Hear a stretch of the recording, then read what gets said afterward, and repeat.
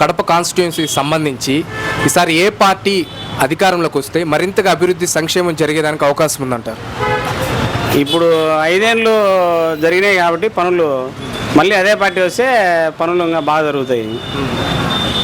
అయితే అంటే ఈ 5 ఇయర్స్లో మీకు జగనన్న పరిపాలన ఎలా అనిపించింది అన్నయ్య? అంటే మీరు మళ్ళీ వైసీపీ పార్టీ రూలింగ్లోకి వస్తుందని చెప్తున్నారు కాబట్టి ఈ 5 ఇయర్స్లో మీకు జగనన్న పాలన ఎలా అనిపించింది?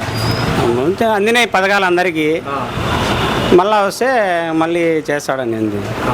ఇప్పుడు అయితే సంక్షేమ పథకాలు కానీ పెన్షన్లు కానీ అందరికీ సరైన సమయంలోనే అందే అనుకుంటున్నారా? అందరికీ అందుతున్నాయి కదా, కరెక్ట్గా వాలంటీర్లు వ్యవస్థ బాగా పనిచేస్తుంది.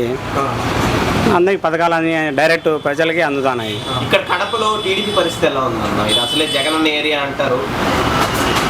టీడీపీ పరిస్థితి అంటే ఇప్పుడు లేడీకి కొత్తగా లేడీ నిలబడింది, మరి చూడాలి ఎట్లా వస్తుందో మరి. అలాగే కడప కాన్స్టిట్యుయెన్సీ నుంచి ఇప్పుడు అంజద్ బాషా గారు పోటీ చేస్తున్నారు కదన్నయ్య. అయితే సార్ యొక్క విజయ అవకాశాలు ఎట్లా ఉన్నాయి? సార్ వైసీపీ నుంచి పోటీ చేస్తున్నారు, సార్ గెలిచేదానికి ఎంతవరకు అవకాశం?